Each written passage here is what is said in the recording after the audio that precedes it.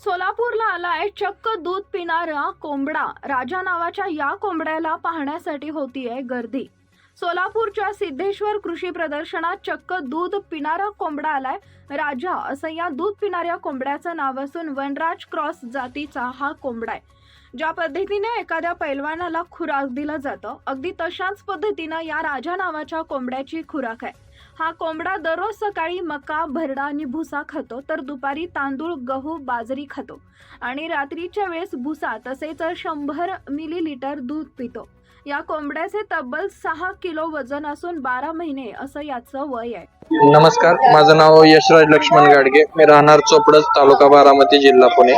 आपण इथे आज श्री सिद्धेश्वर कृषी सोलापूर मध्ये आलेलो आहे। त्याचं कारण असं आहे की आपल्या फार्म मधला राजा नावाचा जो कोंबडा आहे त्याचं वैशिष्ट्य आहे की तो 12 महिन्यांमध्ये त्याचं वजन 6 किलो पर्यंत गेलेलं आहे। म्हणून आपल्याला इथपर्यंत त्यांनी बोलवलं की शेतकऱ्यांना माहिती व्हावी किंवा शेतकऱ्यांना आपण कसं उत्पन्न घेऊ शकतो जास्त करून याची माहिती मिळावी, म्हणून आपल्याला इथे निमंत्रित केलं गेलं।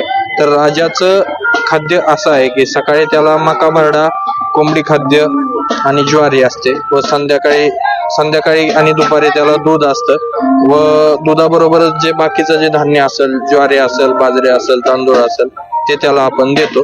व दुधाची सुरुवात त्याची अशी झाली की मुक्त गोट्यामध्ये तो 2 तास मोकळा असतो सकाळचा आणि संध्याकाळचा। तर तो धार काढायच्या वेळी बादली जवळ जाऊन चोच मारण्याचा प्रयत्न करायचा। तेव्हापासून आम्ही त्याला सेपरेट दूध ठेवायला चालू केलेलं आहे। त्याला कितीची मागणी आली? त्याला सर 50,000 पर्यंत मागणी आलेली आहे आतापर्यंत, पण आपल्याला तो विकायचा नाहीये। राजा नाव ठेवायचं कारण असं कारण की तो पहिल्यापासून दुसऱ्या कोंबड्यांपेक्षा असा मोठा होता आणि राजासारखा वावरतो किंवा पूर्ण त्याचं खाद्याचं हे पूर्ण प्रमाण राजासारखं आहे। त्यामुळं त्याला आम्ही सर्वांनी मिळून राजा असं नाव दिलं। वनराज क्रॉस आहे तो।